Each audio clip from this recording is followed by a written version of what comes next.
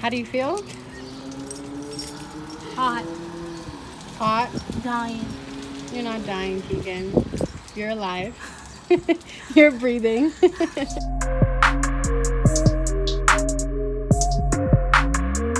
Welcome to the After Hour. I am your host, Rob Blue. Welcome to the Get Back. We here, man.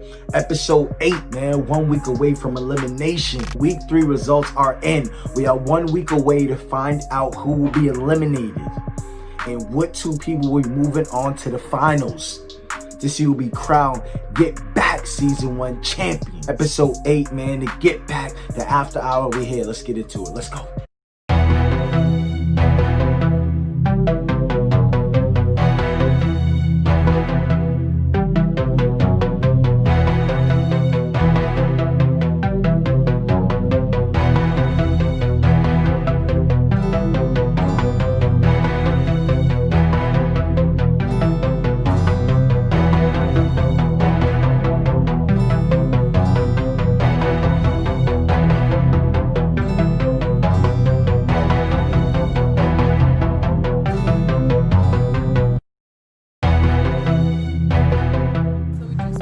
Workout for the evening. As you can see, I'm outside because I almost died. So we were doing these plank things tonight where you had to kick your legs up. Almost took me out. I got so hot I had to take my shoes off. Well, you can't really see my feet, but yeah, I had to take my shoes off. We went hard today. We did a lot of leg work and stair work. It was tough. It was tough, but I loved it. So yeah, game on. It was extremely intense as usual. That day was so hot. It was extremely humid, like upper 80s. Very, very muggy, heavy air. So that made it tough to do everything I was doing because he had me do some sprinting, planks and crunches and a lot of exercises that involved squats. So it was like really a full body workout. I used a resistance band. I was dripping sweat. It's getting hard. I know I talked a lot of mess in the beginning, but this is getting hard.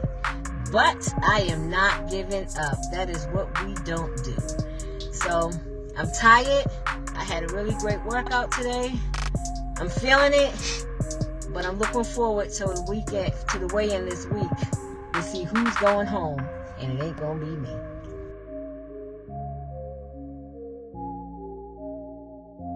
You can go ahead and show me the scale. Let's get this thing going. Yeah, 181.2. Alrighty. Okay, nervous? Are you? Yeah. 211.7, right? Yeah. Hi. Hello. How are you doing? Good. How are you? 199.6. I'm ready for week 4 because somebody's going home and it ain't me. Yeah. Someone is definitely going home. 165.6.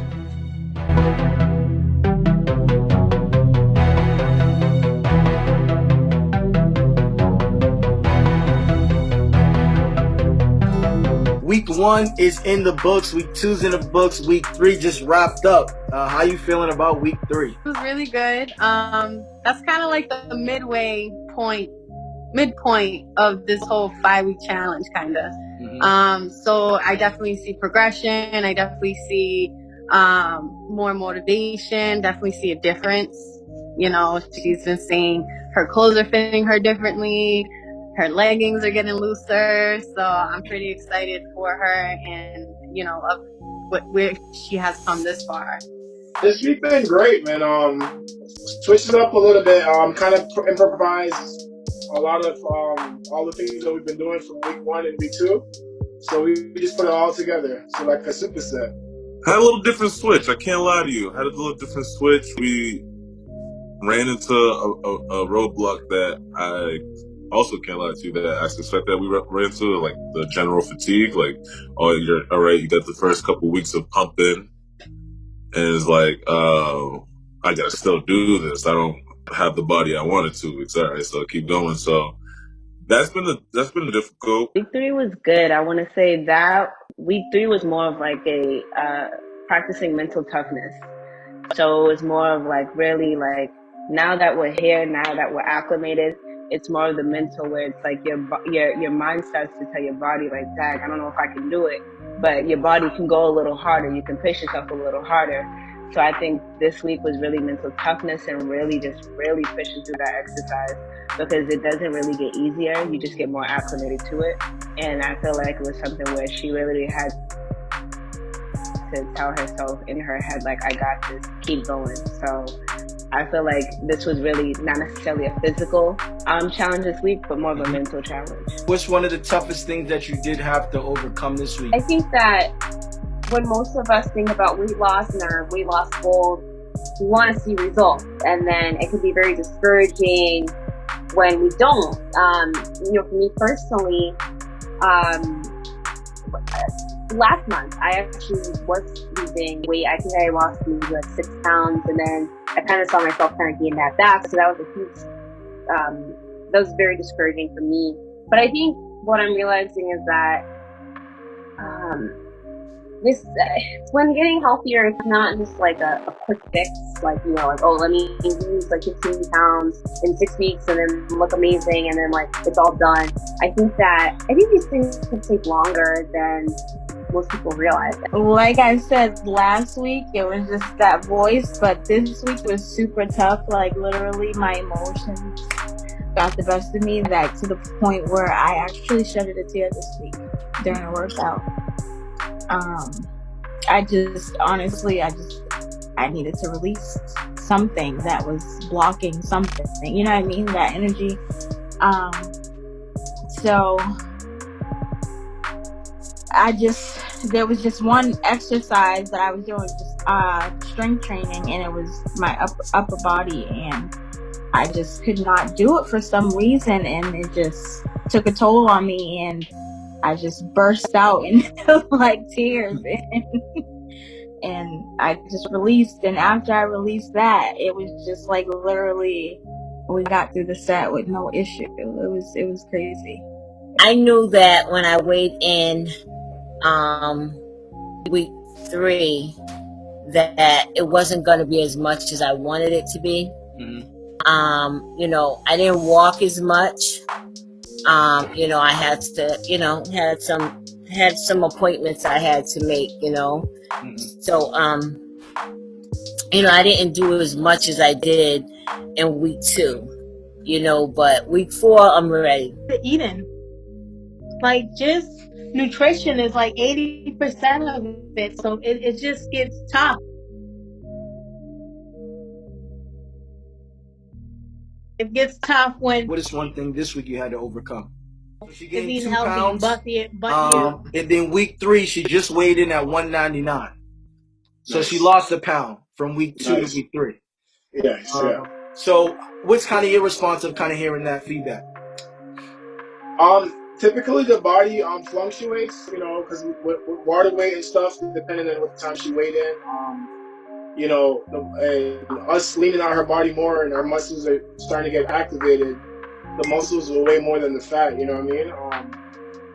Now it's just for us in week 4, like we're gonna go on a cleanse, and we're gonna bump up her. We're gonna bump up her like our cardio-based workouts this week. Definitely the workouts when I meet up with her now once a week. Those are like a big challenge for her. She gets red in the face. She's like super tired, and it's different from a virtual workout because we've been doing virtual workouts, and I know the other trainers have the advantage of meeting up with their clients because they live close by. So I've been trying to work it out with the virtual workouts, and then I was like, I can go up at least once a week to meet up with her and do a workout out on the field, out on the bleachers, out on the stairs, and it's completely different from a virtual workout. Because sometimes we do like 4 sets. Instead of doing 4 sets, I'd kind of group them and do supersets. So I feel like sometimes with clients in general, when they think that I got 3 more sets, 4 more sets, 5 more sets. But when you add those supersets and you do them back to back to back, mentally in your head, you're like, oh, okay, this is only 2 sets. But really, they're doing a whole set of 4, but they don't know it because of the way I kind of create that workout. So instead of doing 4 sets of 15, you do 2 sets of 30. So it's just like being like, okay, you got 10 more, 5 more, doing the countdowns with her. Or even just pacing with her. So like say if we're doing 15 push-ups, we do 5, take 10 seconds. We do 5, take 10 seconds. So it's just like a back-to-back-to-back thing. How are you as the trainer able to not only internalize those problems or situations at hand, but also kind of deal with them in a way that still is encouraging, but still giving that proper time and space that they may need? Like you said, being encouraging. You're your client's biggest cheerleader, to be honest.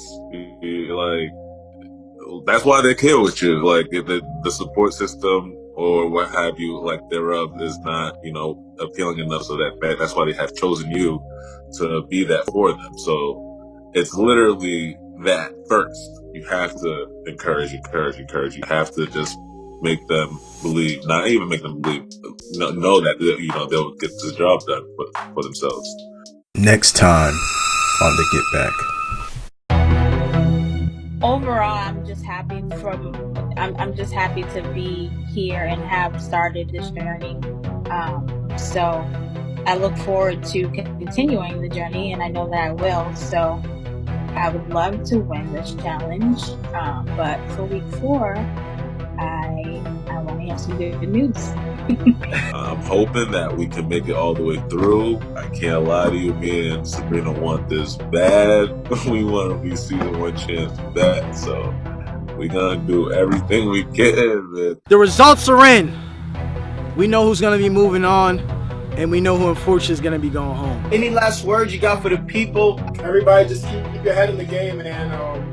Everything that's going on around the world, just stay positive and continue to let your voice be heard. We're definitely going to get over this together, and with your fitness health, you can also stay active, man. That's another thing to keep your mind, in tune with what's going on and stay away from the chaos.